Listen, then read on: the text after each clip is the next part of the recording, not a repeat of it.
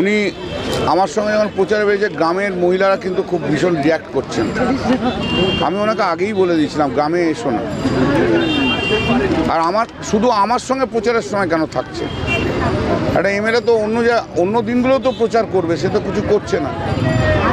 আমাকে নির্বাচন করতে হচ্ছে, মানুষের মন যা আছে আমাকে তো বুঝতে হবে। আমি কোনো মানুষকে, সমষ্টিগত মানুষকে কষ্ট দিতে পারবো না, কোনো ব্যক্তি বিশেষের তাদের আনন্দ বা সুখের জন্য। আমার ইলেকশনটা দরকার।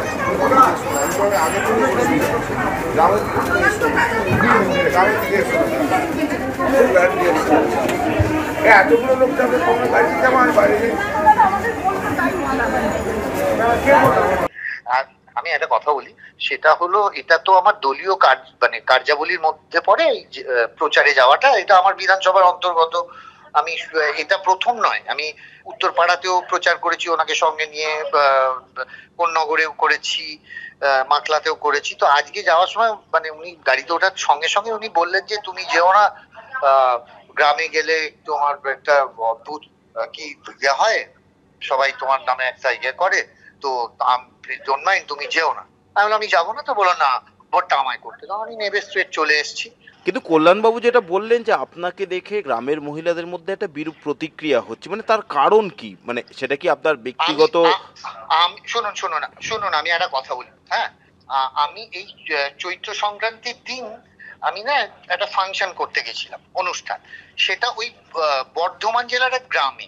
তো সেইখানে রাত্রি 12:30টায় স্টেজে উঠেছি। 10,000 লোক ছিল, 75% মহিলা দর্শক ছিলেন। সেখানে 1 ঘন্টা অনুষ্ঠান করেছি, কোনো বিরূপ প্রতিক্রিয়া, মন্তব্য আমি পাইনি। নির্দিষ্ট কি অভিযোগ আমি জানি না, অন্যান্য অভিযোগ কি আমি তাও জানি না। তবে দেখুন, আমি তো এরকম কোনো বিরূপ প্রতিক্রিয়া পাইনি মহিলাদের কাছ থেকে। আজকে যে আপনি গেছিলেন সেটাই দলের নির্দেশেই গেছিলেন?